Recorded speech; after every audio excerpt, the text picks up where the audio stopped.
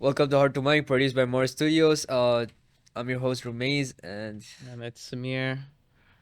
today our guest is Lawrence McNeat. Hello. Hopefully pronounced that right. You got it right. Yeah, Yeah. not many people get that right. And he's the VP of Finance in New York City FC. He has prior experience in Unilever, and he worked for Man City for 9.5 years or so. Yeah. And he has worked with other corporations. In sync. All right, so I want to start off with like this one icebreaker question that I had. Cool. So a lot of last names from people from UK Mhm. have like a descendant to it or like a special meaning behind it. Okay. What's yours? I don't know. Great question. I think my family have looked at it for years to try and sort of figure out the history of it. I think the origins go back to like Ireland, Scotland, that sort of triangle between the North countries. But no, I don't really know anything more other than the coat of arms, which I think was a black shield with 3 gold lions, which kind of looks like a baddie from a Lego set. But other than that, I've got no real history of the family name. I think my great grandfather came over to Ireland, so came over from Ireland to the UK, round about the potato famine time. Um, and my granddad came over for the Second World War. He was working in the RAF, and that's where he met my grandmum. That's why that side of my dad's family came. Other than that, I know very little about the history of my surname, other than the fact that people normally spell it or pronounce it wrong. But you got it right first time, which is great. No, you actually told me last time. Okay. I said last I was trying to time. big you up on your podcast. It's all right, you know. I would rather be honest than fake it. Smoke and mirrors, media. To a degree, to a degree. Not we don't emphasize on getting it to that point. But yeah, it's your name is pretty unique. Your name is unique. We had another guest. His name is Adam Shalabi. Okay. His last name is pretty unique. Adam is like obviously you see it commonly, but his last name Shalabi was like it's like a pretty unique name too. Where did that come from? I do not know. I did not ask him that question, but his last name is pretty unique. Yeah. So okay. I So actually found out there's actually loads of McNeats in the US and Canada, which amazed me. I was just thought it would all be like a UK, Ireland, Scotland thing, but no, there's hundreds of them here. yeah. And I don't know if they pronounce it the same as me, which I'm dying to find out. Hopefully you do. I haven't found anyone with the same name as my first name yet. Oh, really? Okay. Yep. So you're on the same boat. You're on the same boat. So you are from UK. You're not from originally from New York City. Correct. You were raised in UK. You lived in UK. You studied there. You have all your friends, family, everything's there. Correct. So I want to start off from the move here and Mhm. then go back to your life a bit Yeah, sure. and then talk about your career choices and so. Okay. So how was the move from UK to here, and how did you deal with like the change of culture, and how was all that? It was a lot smoother than I thought it was going to be. I've obviously you mentioned I've been with Man City and the City Football Group for just about 12 years now. I was with Man City for just under 10, I think, before I came over here. So there was lots of interactions between Manchester and New York. So I kind of knew the work ethic, and I'd been over to the States numerous times to sort of support New York. The opportunity came around, I think I was on holiday, ironically, in Florida with the family. And I got a phone call from my boss in the UK saying that there's a bit of staffing issues in New York. Would you be able to go out for a couple of months just to help them out? Sort of consultancy basis. I was like, yeah, okay. So they had a couple of people leave towards the end of COVID, and it was hard to re-recruit, and the job market was hard. There wasn't that many. I think it was a workers' market rather than the employers' market, so it was hard to find the right staff. So I came over, and during that 6 month period, I kind of half adapted. So then when I did make the permanent move over, it was a lot smoother. Sort of knew the culture, knew the area, knew the people in the office, Yeah. managed to make some acquaintances and friends and colleagues beforehand. So it seamlessly went quite well. Obviously, the HR departments here in the UK worked together and arranged a sort of like a relocation package. And I don't mean financially; there was support there to provided with local consultants to help set up social security, set up bank accounts, show areas of where you could live or not live. So yeah, it was a very, very smooth process Smooth for me. transition. So you left your family for there, or do you all just moved here? So yeah, my then wife and daughter, I said to them at the time, look, I'll go out, I'll settle down, I'll find us somewhere, I'll find a small place initially, and then over a period of time, you guys maybe come over, look, and then we can look for a proper place to live, settle down. So that was the initial plan. Things have changed at home, stuff like that, and family have sort of decided to stay back in the UK. So where I am now is sort of just happy here, working, obviously sending stuff back, traveling back to see them, or them traveling over to see me regularly.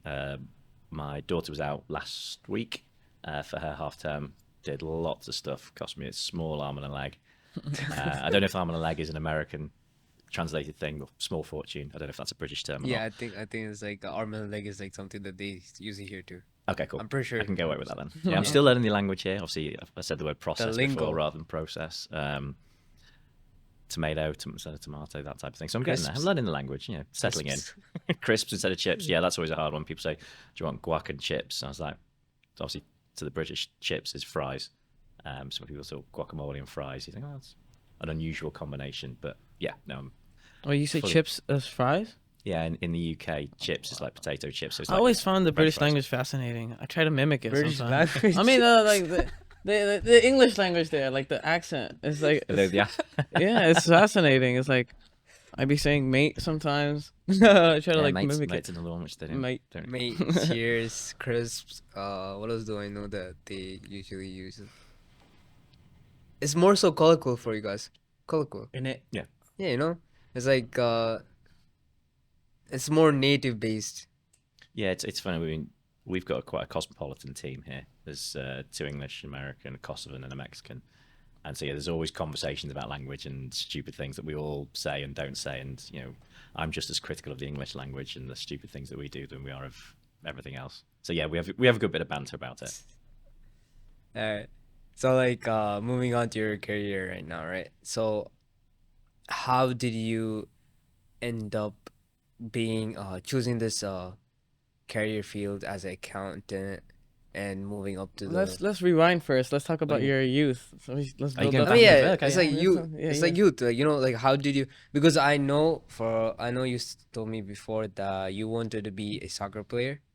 Oh, Yeah, I think I mean, a lot of everyone British a lot of British kids growing So up. like how soccer. did that transition happen? Like when did you decide not to become that soccer player and then like I'm still harboring ambitions of being a soccer player.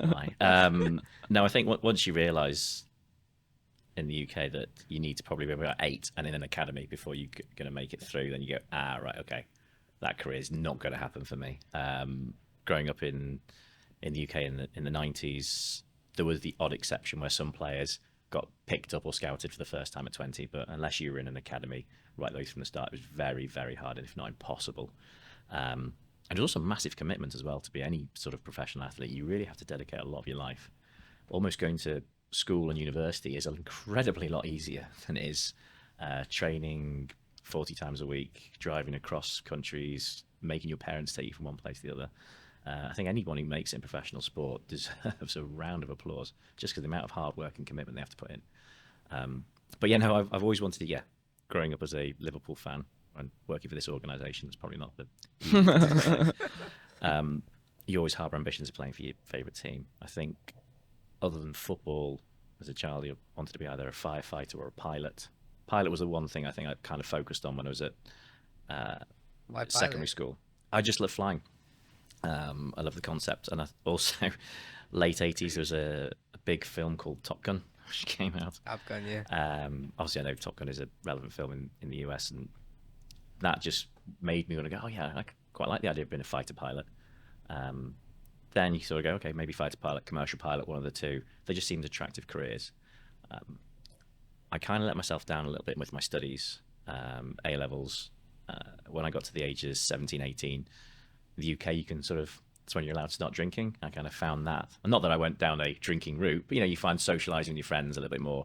And I concentrated more on socialising with my friends than I did on my studies. Went to university, with a degree choice that I wanted to do, which sounds a lot more complex than it was. Mathematical engineering. Everyone looks at me and go, "Oh my God, I must be some type of genius." I'm not. Just to clarify that, I'm not any type of mathematical genius. It was elements of all the engineering competencies, but the maths side of it. So your chemical, mechanical, mathematical, thermodynamic, all those types of engineering. But you just take the maths modules from each one, and that's what I studied. So I had a nice broad breadth. It's very unique. What did you want to be like with that? So I still had the sort of pilot in mind. Oh, pilot. Okay. The research I did at the time said if you go to university, get a qualification with a grade X or Y, come out, apply for the courses, go through, go from there. Again, I was too into my sport, my socialising in university, so I didn't quite get the grades. And I was also unfortunate. My last year, I was ill for about 3 or 4 months, and I missed some core modules, which meant that I couldn't get the grades I wanted. They literally just capped me at where I wanted to be. It was a bit frustrating. So unless I did another degree, which would have been another 3 years, it wasn't something I was going to do. So after university, I took a year out. Decided just to sort of see the world. So I worked temporary, get some cash, and then myself and a few mates went traveling around the world. Went to see all different places. We went to West Coast of America, Pacific Islands, Australia, New Zealand, and then Singapore way, and then back home. So we did that for about 4 months. It was a great experience. Very eye opening. And then after that, I just thought, right, okay, need to grow up a little bit, find myself a job. Went to some temporary agencies. Where can I go earn some cash? Just while I was trying to figure out what I wanted to be. And then I kind of sort of fell into accounting. I was always good with numbers and maths. And then some of the temp agency jobs were, go to this accountancy firm or go to this company in the accounts department and you can help them out. And so I just kind of initially fell into it, but once I got into it and I started doing the qualifications, I sort of enjoyed it, found I was relatively good at it. Hopefully, if any bosses are listening, they'll agree with me and I do a like on the podcast. And I just kind of gone from strength to strength. It wasn't something that I woke up and went, do you know what, I want to be an accountant. I didn't even think about where I'd work. And I think that's probably quite a good thing in life is don't pigeonhole yourself too early. Be open to something that could change. And my path has changed numerous directions over time and to get to where I am now. So like the fact that a lot of kids, right, like university kids and high school kids, right, they always get the pressure saying that, oh, you need to decide on what you want to be right now or else you will not be able to change it later. Oh, you need to get that degree. And what are your thoughts on that mentality that everyone has, or like most people have? Yeah, it's an interesting debate. I think everyone is unique, and sometimes something can work for somebody, and sometimes it can be the completely wrong thing for somebody else. Sometimes, if you're going to be a doctor or a medic, having that early direction, probably you need to be, because you need to get the right qualifications in the right subjects to go. You couldn't go to, I don't think you could go to university and study English and then come out and go, right, I'm going to be a doctor now. You obviously have to go back and do the medical stuff. So those types of things, yes, you probably need to have an early direction. But on the flip side, if you do go down the doctor route and you're not enjoying it, it's never too late to change. I know people who are in their late 20s, 30s, 40s who've changed careers completely and gone from one thing to another. So be open-minded to anything. Never think, oh, I've got to stay with this now. Or if it's not right, change it. Because the one thing I'd always advise people to do when they get a job or a career is be in something that you enjoy. Want to go to work. Don't feel like you have to go to work, because that's not going to give you a good life. If you enjoy your work, enjoy the job you do, that is so much more rewarding. Even if you earn less money, being happy. I mean, if you think in a day 9 to 5, that's a large portion of your life. You want to be happy in that portion of your life. You don't want to be miserable and then enjoy the 3 hours at home just because you may have a few more dollars in your bank. All right, so the idea is like you said that a lot of people, right? You said that, wait, let me rephrase that. You said that doing the right thing that you enjoy is better to do than the things that you should not be doing, because that might just like put strain on you and make you unhappy. Yeah, completely. I think there's an expression, I don't know how well traveled it is, you're a long time dead.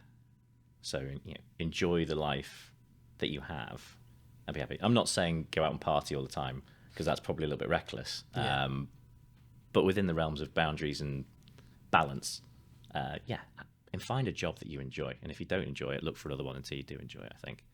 So do you think the Very spiritual answer, that. Apologies. yeah, I think like no, I'm trying to come up with this question, right? So like, if you've seen like a lot of Instagram and all those content that's been exposed to a lot of kids Mhm. and teenagers on like the kids like at the age of like teenage to like college to I would say like 30 to like 12 kind of range, right?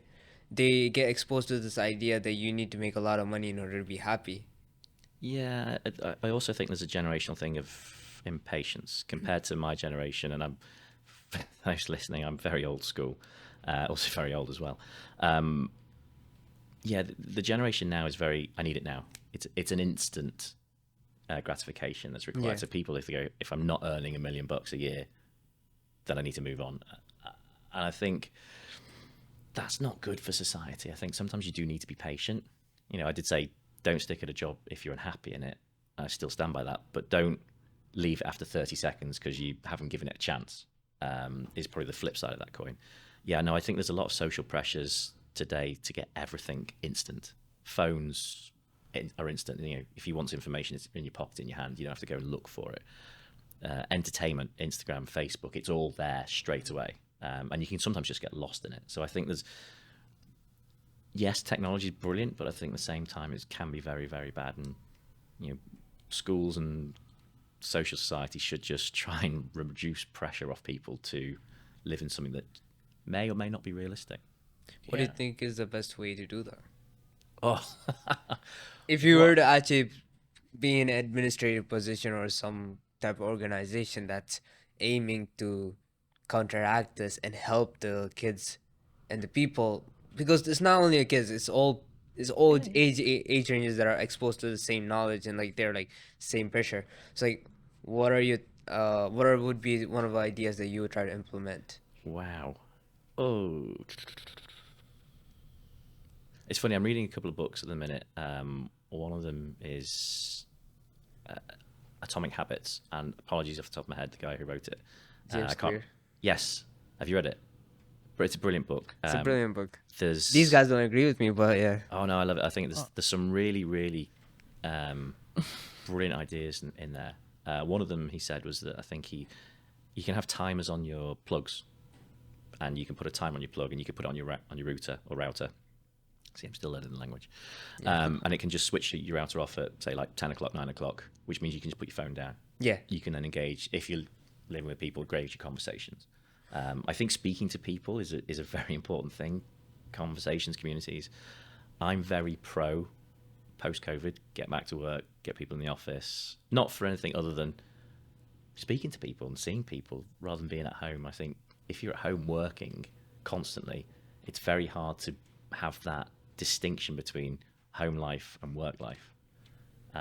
Whereas when in the office, as soon as you leave the office, you've just got that switch which goes, not working anymore. But it's very hard. It's very easy at home to go, just answer another email. I'll just do this, just do that. So yeah, it's a really, really hard, deep, meaningful question you've asked there. How would you fix society with an idea? Don't know. It's there's probably a lot more people who are a lot more intelligent than me who would come up with better ideas. But I'd say certainly speaking to people is one way. I think I would agree. Whether it's in person, online, or wherever, face to face. I think have your camera on, even if you've got the bad hair day or whatever. I know, yeah. I saw your eyes look up then. I'm having a particularly bad hair day. No.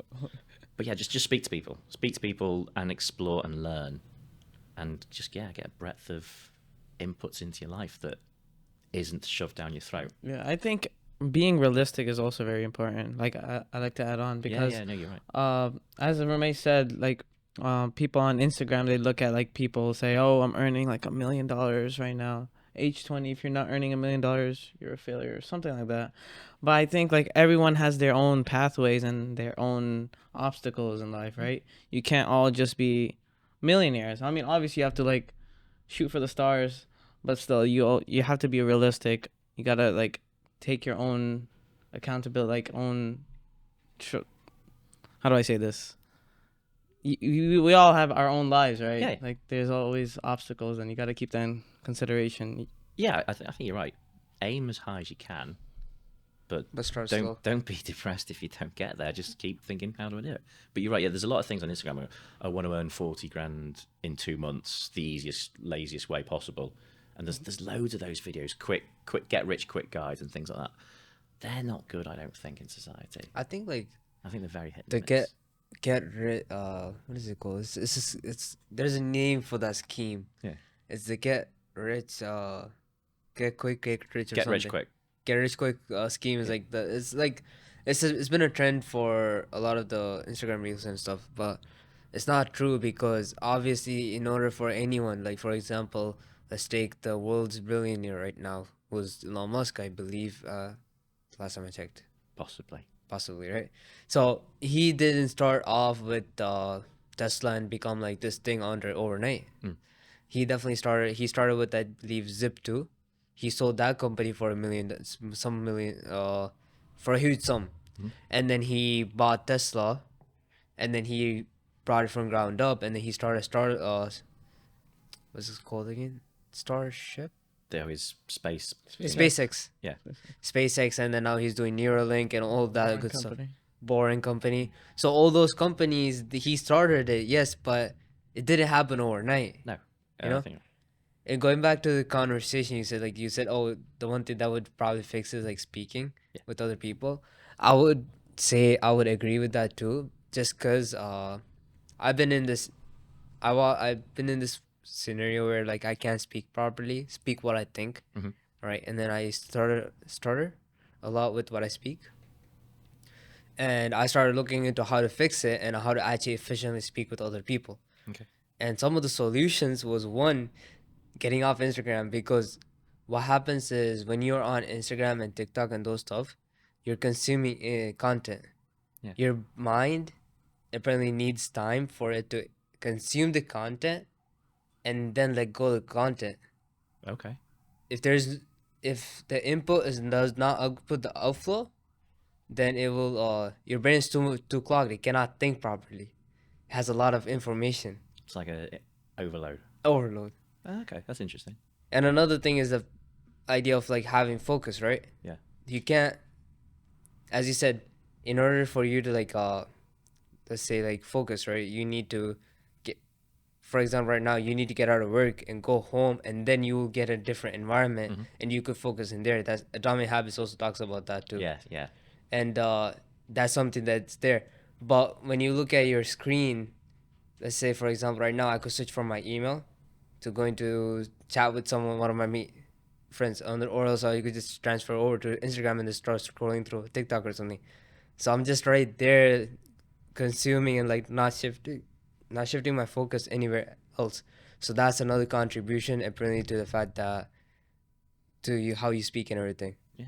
No, yep, you're right. I think communicating is good, especially verbal rather than texting.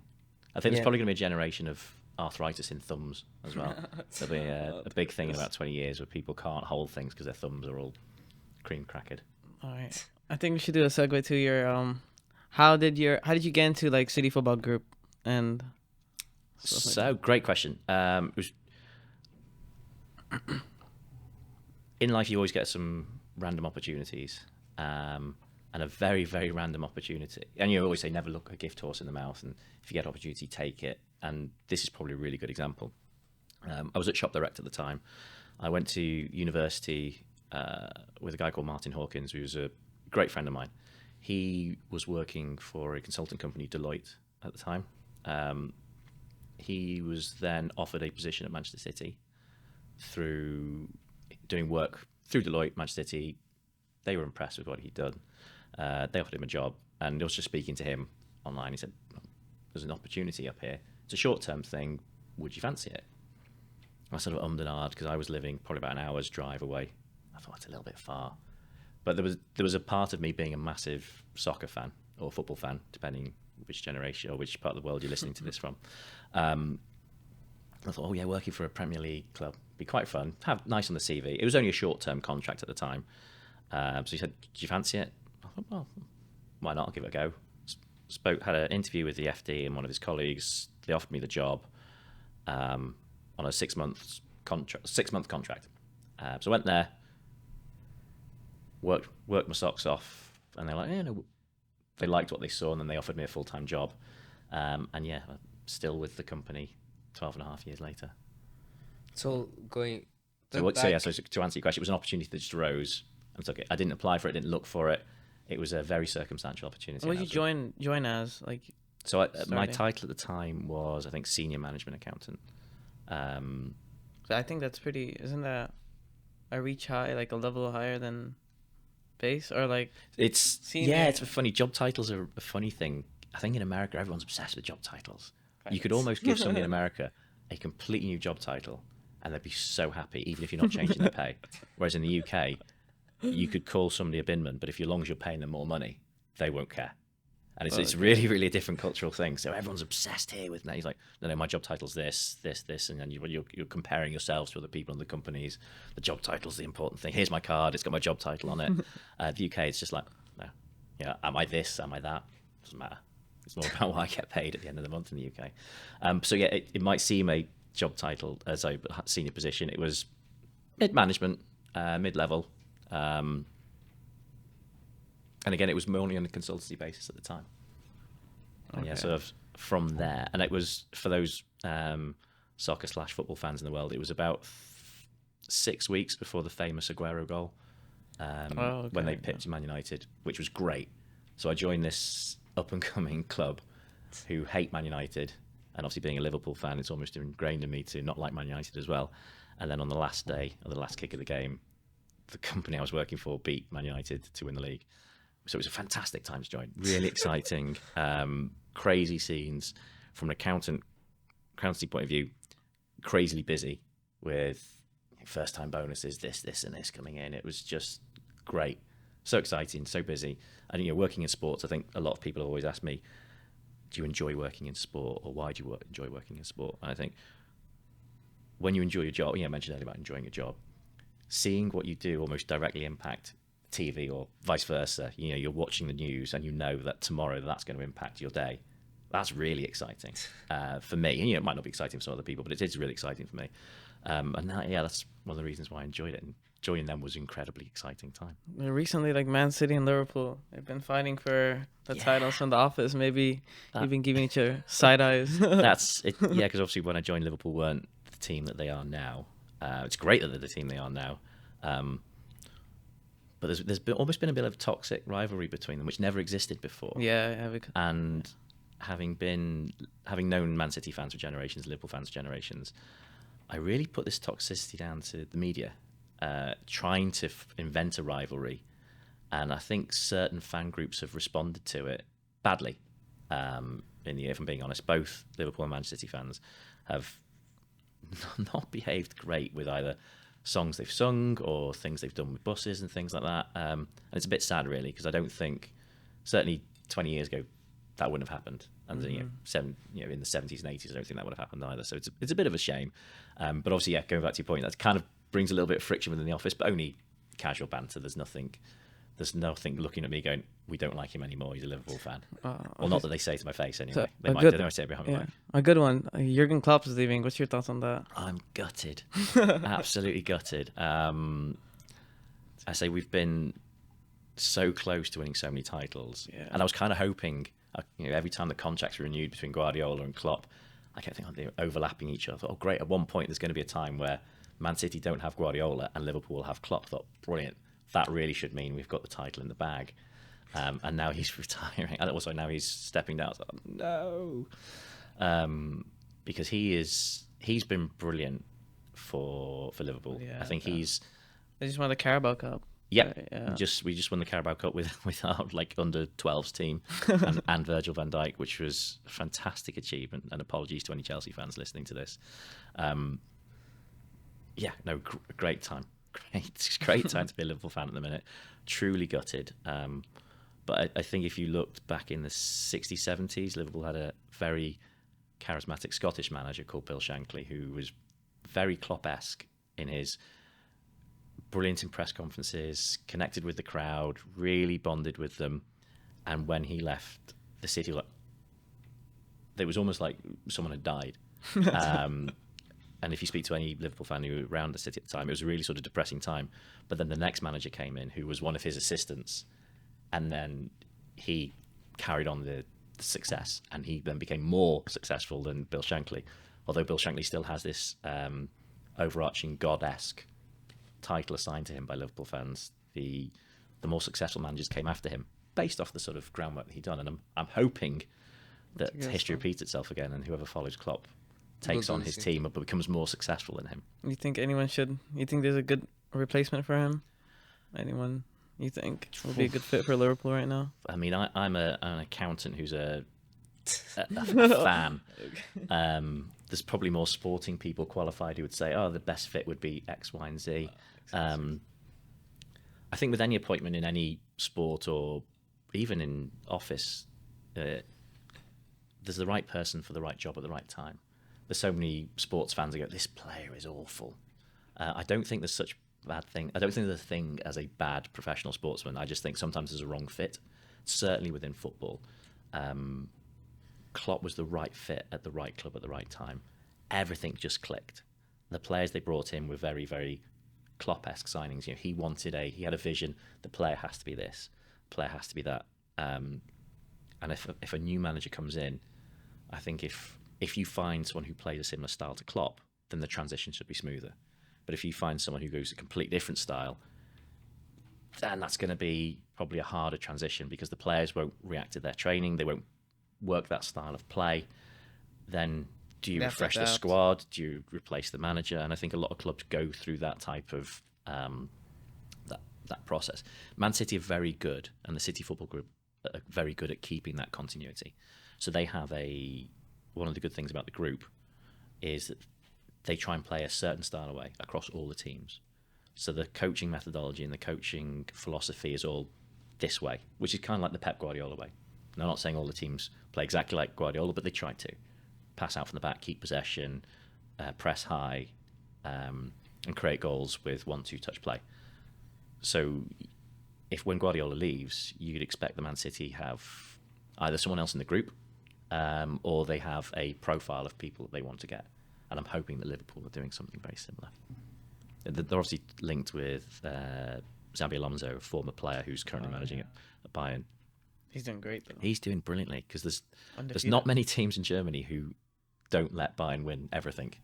So it's great to see Bayern not winning. And I feel so sorry for Harry Kane. I feel so sorry for Harry Kane. He is a great player. He's one of England's greatest ever strikers. And he's gone from being at a Tottenham team where they're not going to win anything to the most successful German team in history, and they're not going to win anything, which is just so sorry for him. And the other thing which I saw, and apologies for any Spurs fans or Harry Kane fans, the Bundesliga top goal scorer. Have you seen the trophy? It's like it's a cannon. Like a cannon. It's a cannon like the Arsenal badge. So if Harry Kane would finish as top scorer and doesn't win the league, he's going to get a trophy that looks like the Arsenal badge to celebrate, which is the last so funny for every Arsenal fan and so bad for Harry Kane. It's just terrible for him. But obviously, it's great, I think, for football when new teams win competitions. You like the drama too. Yeah, it's actually one thing. I mean, I think a lot of Europeans will criticise American sports for the way that they're run and the way that they do things, and there's no promotion, no relegation. But the one thing you get in all American sports is no dominance. There's always a different team that will win it over a period of time. You might get like the Chiefs won the Super Bowl 2 years on the run, but you guarantee that they won't win it for the next 6 years because of the way the NFL is structured to almost stop that happening. And I think the Germany league, the Bundesliga in Germany, is really dull because it's just one team winning every year, and that's why it's great this year that they're not winning it. Yeah, I think Juventus also for Italy used to be like that. Yeah, but now they're just getting like completely demolished. Yeah, I think Europe is a very old-fashioned model of the bigger teams get bigger, whereas America, it's kind of more spread out. There's pros and cons to both. I think the American MLS market probably suffers internationally from that model, whereas obviously baseball, NFL, ice hockey, they're just contained in America, whereas the MLS is a global competition. Even though the NFL claim they're world champions, which is great, they're the only team that play it. So you can't really be world champions. That's crazy. But like, moving back to on a bit more about you, right? So you worked with the Unilever. Mhm. It's a global corporation Yeah. that ships a lot of stuff. I know Nestle is one of them. Is it? Nestle. Oh, I'm not sure. Do you know what? I don't know. I should know. I should have it tattooed on my brain. But like, yeah, you went from working with a global corporation to another global corporation, which is City Football Group, Mhm. right? How was that transition, and what was it? How was it like with working with the Unilever versus City Football Group? So I went to Unilever when I was just sort of fresh out of university, pretty much, and I kind of joined on a graduate scheme. And Unilever by then was already, Unilever's been massive for Yes. almost like a century. So it was all set up as a group, global conglomerate, massive company. Man City, when I joined, was relatively speaking a small to medium business enterprise in Manchester that was just famous because they were a football club. They have grown from 2012 to where they are now, to which is a global brand. So it was different because you start in a small, almost like a seed, and then you just watch this thing grow. Whereas Unilever was already this massive thing that existed. I think the bigger a corporation gets, almost the colder it gets. There's more bureaucracy, there's more red tape. You become a smaller cog in a bigger wheel. And I think when I like working for smaller organizations where you can have much more of a say and input. But that's just me. Some people love to work for the massive, massive corporate operations. But was it different? Yes, because I joined at different stages in their business of evolution or evolution. I forget which way it's pronounced here. I forget which way it's pronounced in the UK as well, being honest. So yeah, two almost completely different opportunities and experiences. So like, working with Unilever, what was some responsibilities that you had, and then what are some responsibilities that you had in like City Football Group? So my responsibility at Levers was very, very small. I say because working in a big organisation, you're doing a very specific small thing.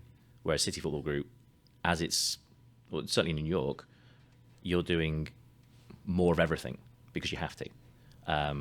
So when I started at Levers, I was looking just at one particular part of a European organisation. So I wasn't even working globally.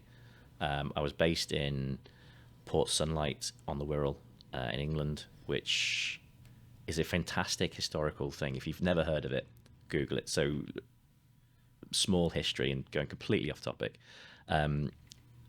Unilever was two companies, which was Uni Foods from Holland and Lever Brothers from the UK. Lord Leverhulme bought this really sort of swampy marshland, put a factory on it where they did all the soap, cleaning products, and then built a town next to the factory where he basically put all his workers in. And the town had its own social club, its own play area, its own doctors, its dentists. Isn't Basically, it's like the Samsung thing in South Korea? Possibly. But what Lever did, and this is in the 18 whatever, 18 something like that. So he was very, very visionary, and he just basically set up this company. So I think he realised if people are off or they have to go elsewhere, then he's losing working time. So people would either work home, and it was like 2 minutes walk, or if they had to go to the doctors, it's in the place. So they weren't going anywhere. So that was Lever's setup. I've completely forgotten what you just asked me. I'm so sorry. So what are some the responsible like So yes, my responsibility. So yes, responsibilities so in that's Lever history. So Lever's had food and home care products. So I was looking at home care products, but I was only looking at one particular part in a European perspective. So I think we had, I'm going to say, 8 factories across Europe: Spain, France, Italy, Holland, Germany, Greece. And I was sort of speaking with their factory owners just to try and get submissions from them, which I'd put into a spreadsheet, pass it on to people. So it's very sort of low-level skilled initially.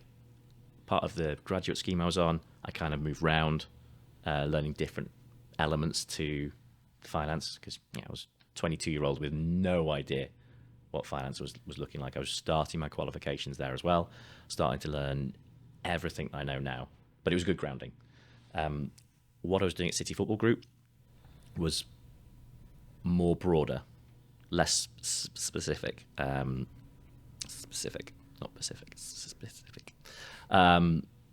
So I was looking after, the first thing I did when I was at City Football Group was look after the entire football function or sporting function, looking after all the player contracts, making sure everything was accounted for correctly, paid on time, dealing with payroll to make sure that things tied into contracts and everything was above and in line with what it needed to be. So it's a lot more broader. And as I've sort of moved through my career, you get higher and higher and higher, more things fall under your remit. And to a point now where I am in New York is I'm almost sort of running the finance team. And Andy, my boss, will go, "No, not." I kind of am. He's focusing on other bits. I'm sort of looking after steam, controlling, coordinating, coming up with policies, procedures, control mechanisms. You have more of a say here than I ever would at Levers. So like, how was the transition for you from that company to a company that you have more say in? Like you could just you're so in a bigger organization, you don't feel like you're represented. Yeah, I think because before I went from Unilever, I almost did a via Shop Direct, which was a large catalog company, home delivery network. So you go to there, and that was smaller than Levers, but bigger than Man City. So it was a nice sort of hybrid between the two. You get a little bit more seniority. You start to see a little bit more. But yeah, different people like different things. Some people just like having, I'm only focusing on this. And, that's great for them. Other people like, I need to know everything. And again, going back to the point I talked about earlier, find the thing that's right for you. Some people don't want to get promoted. They're happy in the job they're doing, which is great. Stay there. If you're happy and you're enjoying it, great, stay there. There's other people who are so obsessed, I've got to get here. Me personally, I like the organic growth. If I do a good job, I understand it. I understand a bit more of it in and around me. I'm then ready for promotion. Again, I understand a bit more around me and then ready for promotion. That's me. That's how I like things. So every time, going to your point, what was different, I like learning more stuff, becoming more aware, understanding more of the bigger picture, so that one day if I do get to be the top dog, I'm not someone who's doesn't know everything and have that sort of fraud element where you think, how did I get here? There's people who beneath me will know more, which is nothing wrong with that, but you sort of have that, I can't think what the phrase is, where you're frightened of not knowing anything, sort of fraudulent, something to do with fraud, I can't remember off the top of my head. It's like sort of like faking what you know. Yeah, you have that sort of, I can't remember the tagging name of that, it's such a famous phrase as well. Imposter syndrome? Yes, imposter syndrome, that's it. Well done that man. 3 points at the back. Every time you get promoted, you always have that imposter syndrome fear. You think, oh my God, what am I going to do? I don't think I know what I'm doing. That exists. But when you go through it organically, for me, and it is just for me, I feel less imposter syndrome than if I just shot up through right to the top and then go across. So do you think that some people who get, I don't want to say lucky, because everyone does put their share in to get somewhere, but in this frame, I'm gonna use the word lucky. So let's say, for example, like someone just has a lot of connections and then shot up to the top with like luck, I guess. Opportunity wise, They get more opportunity. Yeah. Do you think that they feel like the imposter syndrome? Like, do you think that they deserve it just because they have the opportunity? It's yes and no. It's a good question. So my opportunity when I got into City was just through someone I knew. Yeah, I didn't get the job because I knew them, but I got the opportunity because I knew them. Was I lucky to get the opportunity? Yes. Was I lucky to get the job? No, because I interviewed well, I knew my stuff, I answered, and the guy who eventually employed me would probably say, yeah, hopefully I picked the right guy, because I'm still here, I'm still working, still going good. So anything like that can be seen two ways. Someone outside who came to the job and say I interviewed better than them, I go, he was so lucky. He got that through. And I think it's very easy to be jealous of something that you don't get in anything in life. But there's some people don't always know the full story. So are people lucky to get to the top? No, I just think they get better opportunities. And sometimes, there's always a famous phrase, it's not what you know, it's who you know. That can only get you so far. That can get you opportunities. Knowing people can get you opportunities. And when I've spoken to colleges and schools before, I've always said network as much as you can, because that will give you opportunities. It won't guarantee you anything other than opportunity. Being good at what you do will ultimately progress you through your career. What are some ways that young people can network? 10 conferences or seminars, or if you've got guest speakers, if someone from school, if schools sometimes invite guest speakers to come in and talk. That's one way. I know NYCFC are quite good at speaking to colleges and doing sort of like an open day on matches, where I've done it a couple of times, where you have a panel and there's 3 rooms. You've got a room with like legal, HR and finance. You've got another room with ticketing, commercial and marketing. And then you've got another one that's like our community program, our facilities. And you can just go and you can listen to people almost be interviewed in a way, and they ask questions similar to what we're talking here. How did you get here? Where did you do? What would you recommend?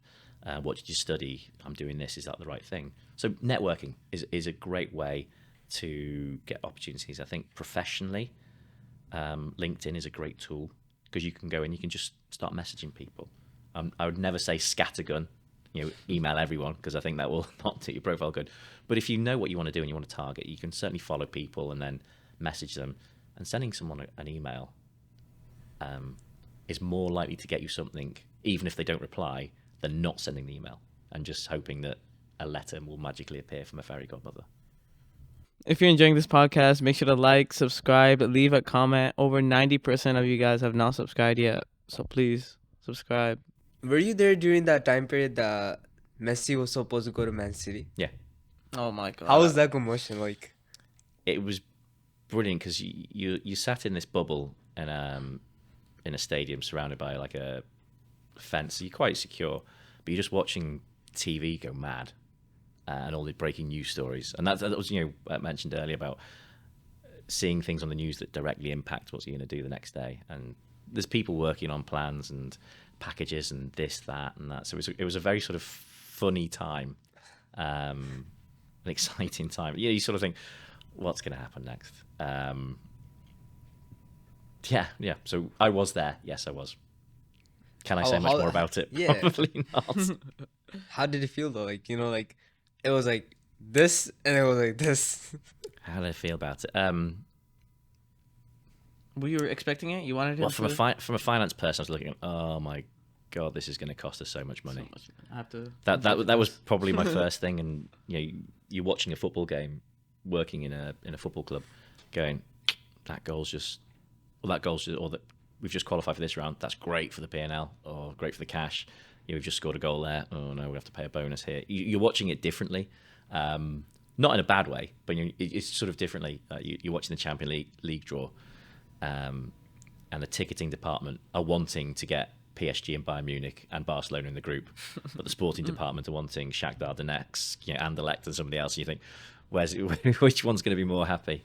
The finance team probably want both, because you get the great revenues, but then you get the guarantee of the prize money for winning the games. So you watch it differently. And when players come in, it's exactly the same thing. You're going, well, how is this going to fit into the budget, the restraints that we've got at the time? There will always be, if it was ever going to have happened, we would have found a way to have done it.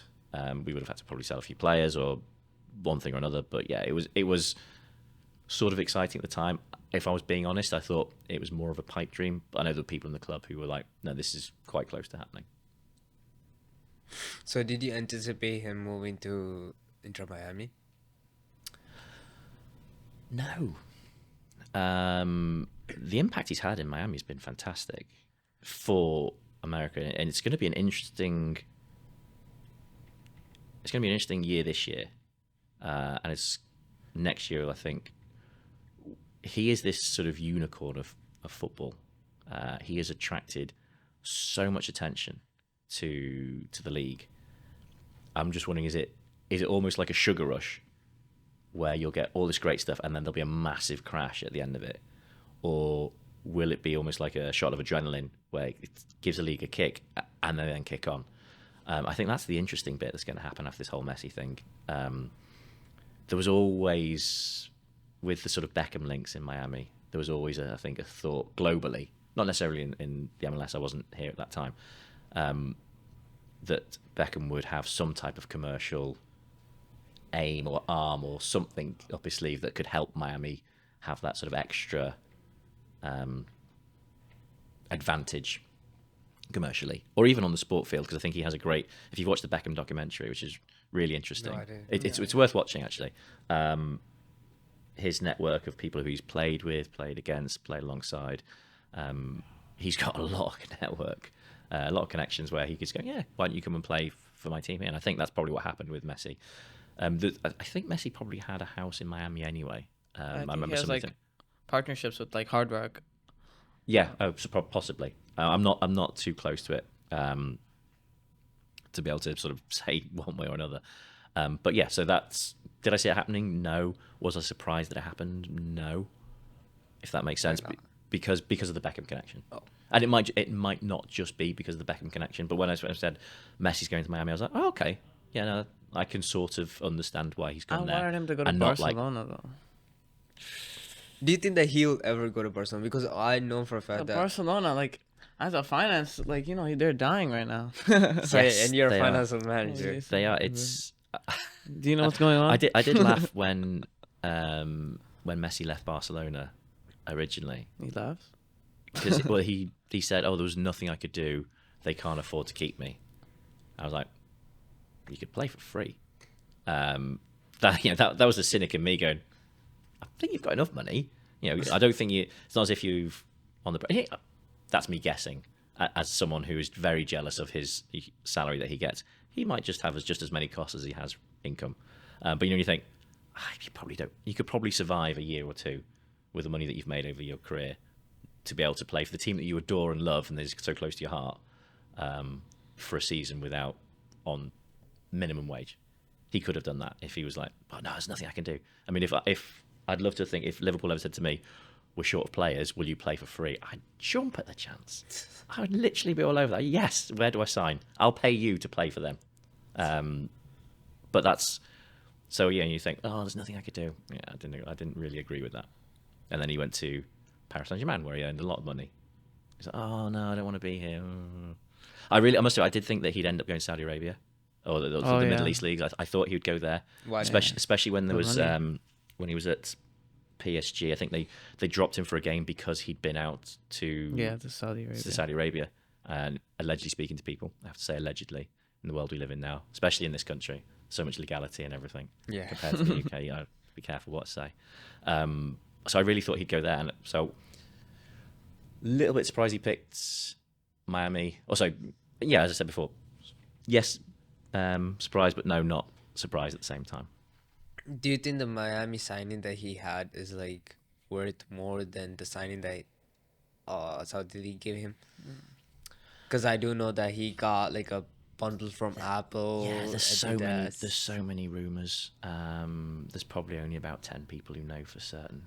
I mean, when Beckham signed in the MLS for Galaxy, I think one of the things they said to him was like, because the MLS is structured more like all the American sports, where it's all centrally contracted by the league. It's not the individual clubs. The individual clubs will pick who they want, but ultimately they're all controlled and owned by the MLS. Unlike European, where they're paid and all they're owned by their clubs. I think when Beckham signed for Galaxy, I think the MLS said, play for Galaxy, you'll get this salary, and we'll give you first dibs on the next franchise that comes up. Next franchise that came up was Miami, so that's why he got into that. It's my understanding. I don't know that for a fact. It's not really mentioned a lot in the documentary, but you hear rumours in the stories. And I think the Miami Messi thing was something very similar, where I think the MLS said, look, if you come to Miami, you'll get this wage, and the other thing we can do is give you part of the Adidas deal or give you part of the Apple deal that was struck. And so I think he gets elements of that. I don't know that for certain, but that they're just reports you sort of read in the paper. So Messi or Ronaldo? For me, Messi. Oh, okay. If I'm being a non-Liverpool fan, I'd still say Messi. Obviously, Ronaldo had that stint at United, which is almost therefore tattooed on my arm to not like him. But no, I think they're both great players, and I think if they were been at different times, they'd almost be considered like Pele and Maradona, who never played at the same time. They'd be like that. I think Messi's technical ability is superior to Ronaldo's, but I think Ronaldo's mental strength is significantly stronger than Messi's. I think Ronaldo is someone who will work and work and work and work to be where he's at, which is a great thing for kids. He just appears to be very self-centered on the pitch, whereas Messi seems more of a team player, but is more naturally gifted. Now, I'm probably doing him a disservice. Messi's probably worked just as hard, but I think Ronaldo had that more sort of, I want to be here and I'm going to do everything to be there. He was training to get where he is. His physical fitness, I think, has enabled him, the way he's looked after himself, to be where he's at now, which is still playing at a high level. For him, he's not playing at a high level league. Saudi Arabia. He's not playing a high level league, but he's still probably one of the fittest people in world football in terms of being able to jump high, leap, and he doesn't get many injuries. So he really looks after himself. I remember hearing reports that when he was at United, Wayne Rooney was the better footballer, like quite clearly the better footballer, like by streets ahead than Ronaldo. Yeah. But Ronaldo looked after himself. He didn't have a sausage roll or pie after the training. He didn't go to the pub or do that. He basically went, no, my career is short. I'm going to make sure that I do everything I can to look after it and maintain it. And whereas Rooney was like, oh no, I'm really talented. I'll just do this. I can get by doing that. And again, this is all allegedly from reports you read on the report. I've never spoken to either of them. They're probably both very nice chaps. They've never commented that on to me in real life, but I'm only basing that off stories. Oh, okay. So with the allegedly, yeah. I'll do the double inverted commas as well. It seems like you prefer MLS over the Saudi League. Or what do you think? MLS or Saudi League? It's a really interesting debate on where the MLS is internationally as a league. I think the world would say the Premier League is the top league. I kind of agree. I think it's probably because I'm biased and from there. I think some of the arguments that people put forward for the Premier League being better is that they're not the same. It's not just two teams in it, and then you look at it and go, there actually are just two teams in it. It's probably Liverpool or City this year, maybe Arsenal. Unlike the German league where it's just Bayern Munich, unlike this year where they've now got three teams going for it. And then you look at Spain and they go, there's only three teams in it there. There's three teams there, but which is one more than the two in the UK. But there is this sort of perception that the Premier League is better. I kind of understand it. There's more money in it, more people globally watch it. So I think the Premier League is a better league. Where does the MLS sit? It's a great debate, and it depends. I don't know what statistic you could use to say who's second, third, fourth, fifth. Is it on people watching it? Maybe that's a metric. Is it on money generated from broadcasting? I don't know. So looking at it from a financial perspective, you see the money that Saudi League is pouring in like crazy, right? And MLS is trying to compete against the same thing. I suppose where they are, if there was a league table and there's hundreds of league tables of which league is better, I think the MLS and the Saudi Arabia are probably vying for the same type of, they're neck and neck for me. Which one's going to, the MLS have got probably a better sustainability, but they are very hamstrung by the fact that they have caps in place. You can't do this. You can only spend this much on your players. You're only allowed this many, what they call designated players. Is that holding the MLS back? Possibly. Is it stopping people going bankrupt? Possibly.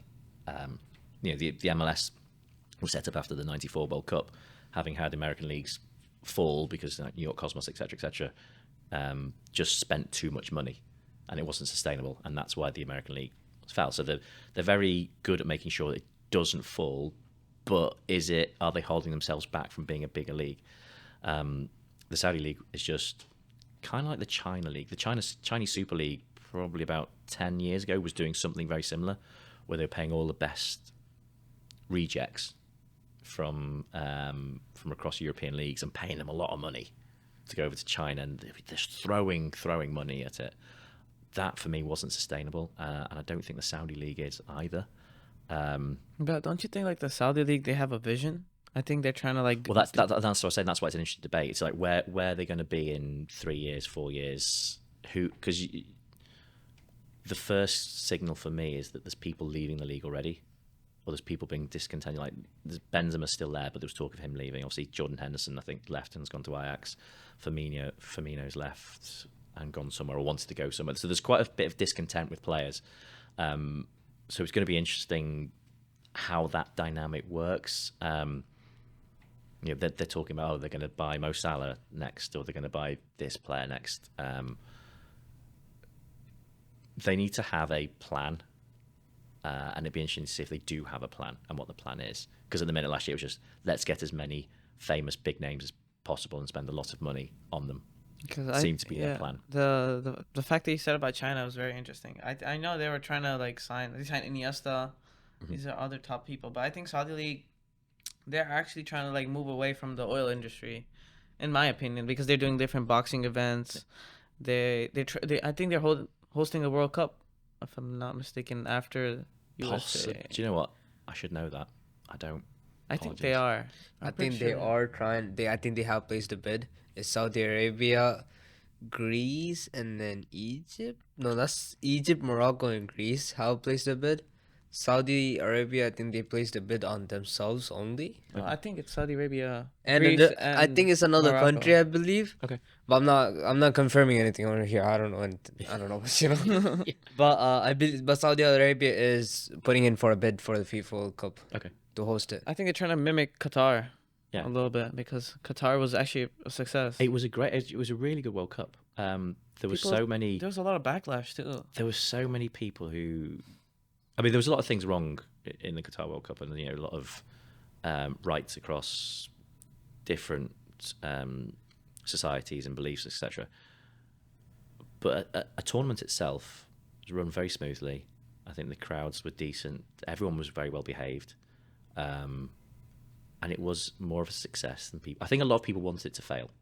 Yeah, and I think people were, especially in Europe, where it's like, oh, they've only got it because of the money, suspected bribery, and this, and this.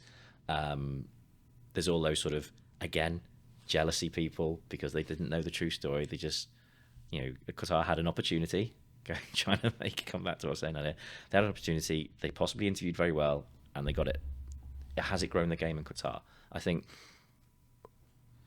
the World Cup should be about trying to improve soccer, football in that region rather than anything else. So if there's a legacy, I mean, like the legacy of the 94 World Cup was the MLS League. Is there going to be a legacy from the Qatar World Cup in Qatar? Don't know.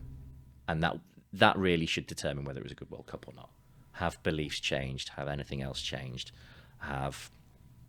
Is there more people into sport? Are kids becoming healthier? Are they being active more? Has it been more inclusive? That will be probably a longer term dynamic as to whether it's been a good World Cup.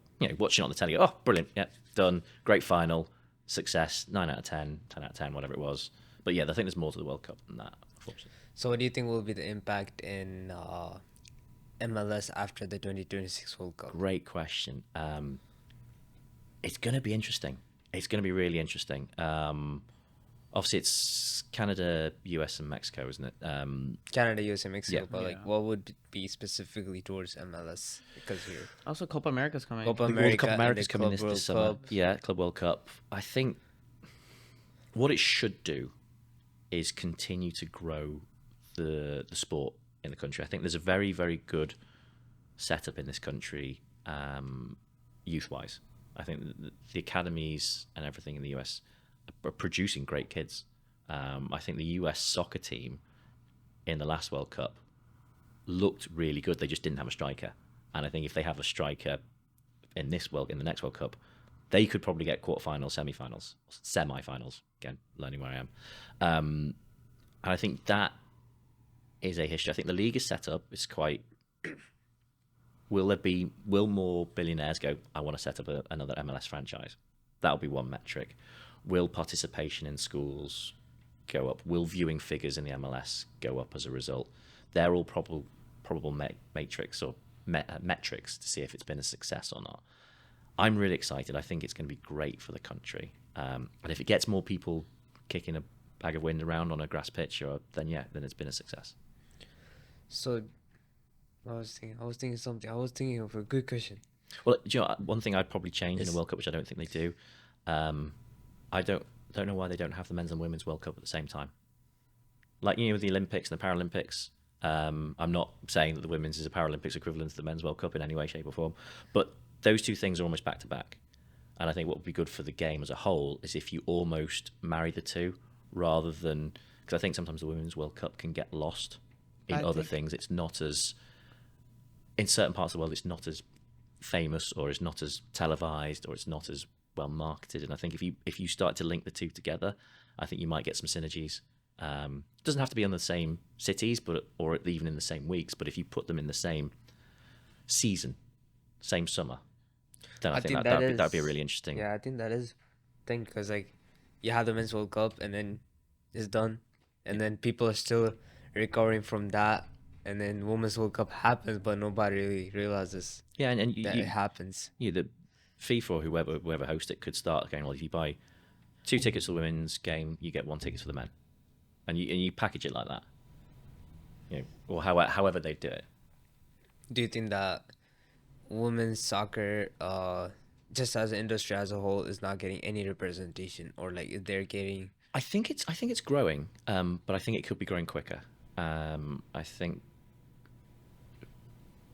there's a reluctance from corporations to invest in it as much as they do in men's sport, even though women's sport profitability wise could actually be more profitable, because there's more controls, there's less prima donnas asking for massive contracts, there's less agents demanding things. So I think investment wise, yeah, women's soccer could actually be a better investment. It's just sport is very emotive in anything, and it's very sort of prestigious, and people go, I own this, look how good I am.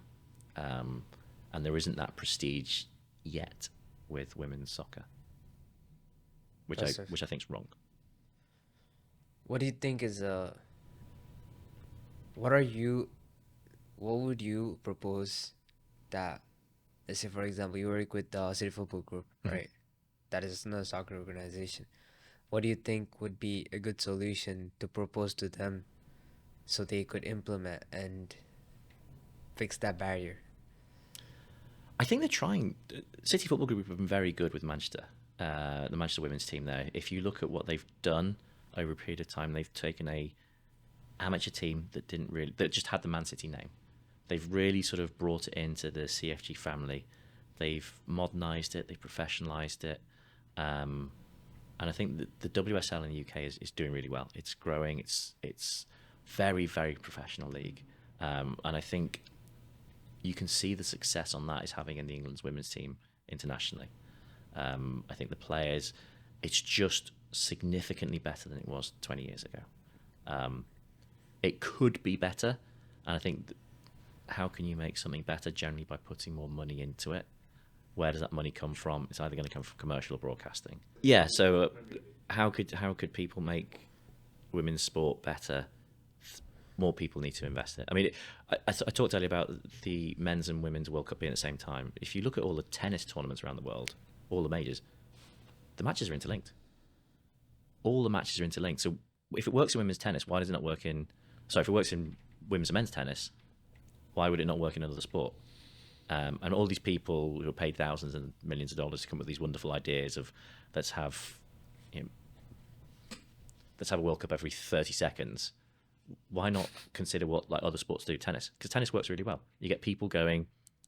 It's probably the most balanced sport in the world, tennis, in terms of competitiveness, equality. I know there's obviously a debate about women getting paid more than men, men getting paid more than women and women have an equal thing.